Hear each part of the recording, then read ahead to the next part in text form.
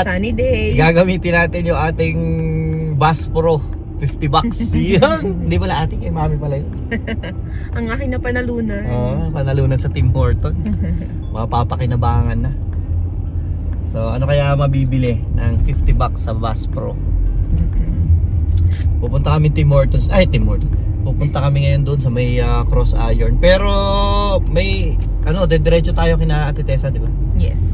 So gagala din kami Babanding doon. muna kami. At matagal-tagal na rin kami hindi nagpapangipangita. Kaya dadalawin muna sila sa kanilang hideout.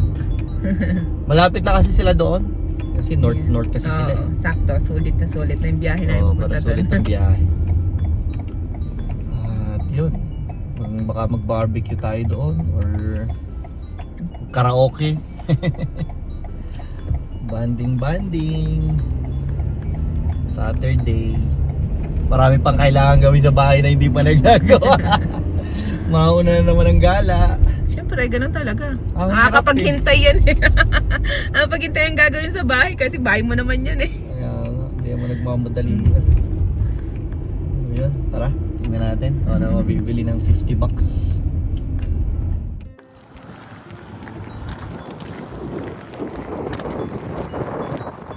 Lamig ng hangin, grabe. Kala nyo lang mainit, pero ang lamig.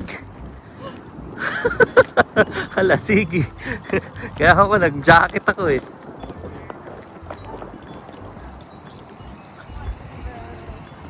Sarap magbilad sa araw.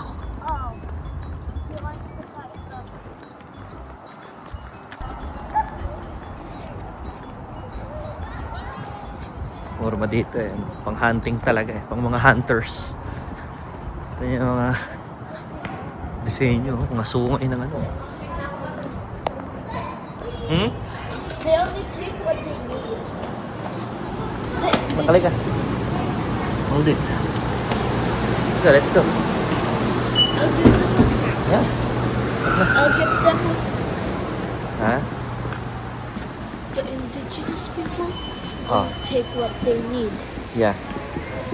And they respect nature because they use every single part of it.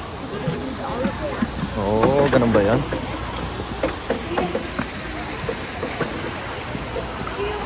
Then for their tents, they use the horns. They And? use the horns to use as tools, and then they use the meat to eat. So they don't waste anything. Okay. So they respect Ganun ba pala? Pambata lang to. Magkano? Isa na ito may? 8? Oo nga. Tara, hanapin natin yung pangmatanda.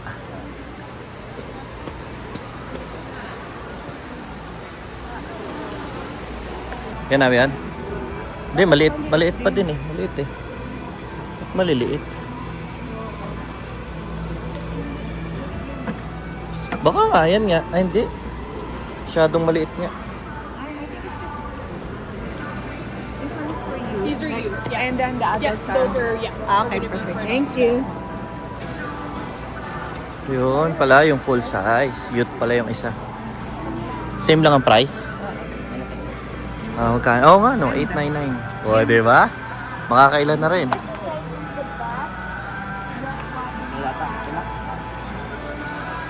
Feel it. It's tied in the back, right? Yeah. Show Yan them. ko nga. I'll show them. Si Mama. Dapat wala sukli. Sagad muna kahit magdagdag, wag lang magsukli kasi hindi yung susuklihan siguro. His muscles are harder than other vowels. Silly boy.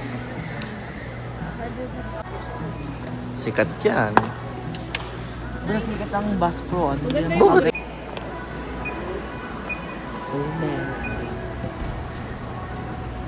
And then I will just add, I have 15.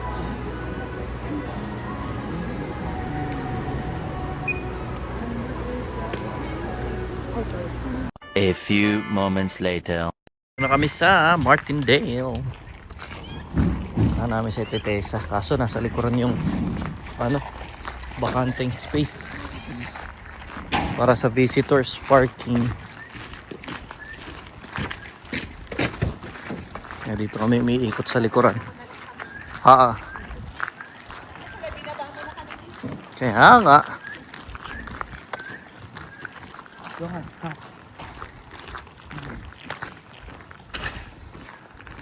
Taas ng snow dito.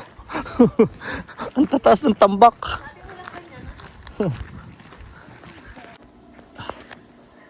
Ito paborito kong pwesto eh, oh. Naikot, oh. Sa amin wala. Marami. Kaya nga. Nung pumunta kami sa ay nung